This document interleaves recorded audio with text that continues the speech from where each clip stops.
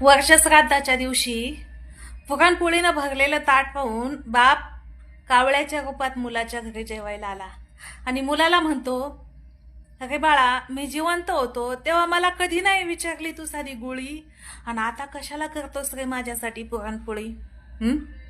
वर्षश्राद्धाच्या दिवशी गाव जेव घालणाऱ्या बैलांनो, आईबाप जिवंत असताना तुम्ही आईबापांना सांभाळलं नाही, तुम्ही बायकोच्या हातचे बैलोबा होऊन बसले आणि आता कशाला गाव जेवून घालता? अरे, जोपर्यंत आईबाप जिवंत आहे तोपर्यंत त्यांच्या जवळ बसा, बोला, त्यांच्या आवडीनिवडी विचारा, त्यांच्या आवडीचं आणून खाऊ घाला, म्हातारपणात त्यांना नवे नवे कपडे घाला. आता तुम्ही म्हणाल म्हातारपणात नव्या कपड्याचं काय करायचं म्हाताऱ्याला?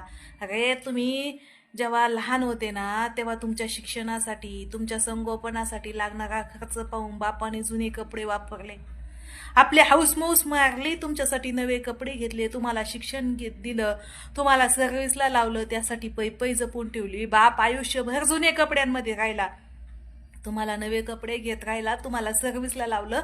त्या म्हाताऱ्या बापाला तुम्ही नवे कपडे घाला, किमान म्हातारपणात तरी त्यांना नवीन कपडे घालून बाबा गावात फिरवू द्या.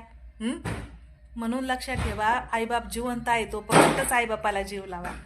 जय श्री कृष्ण.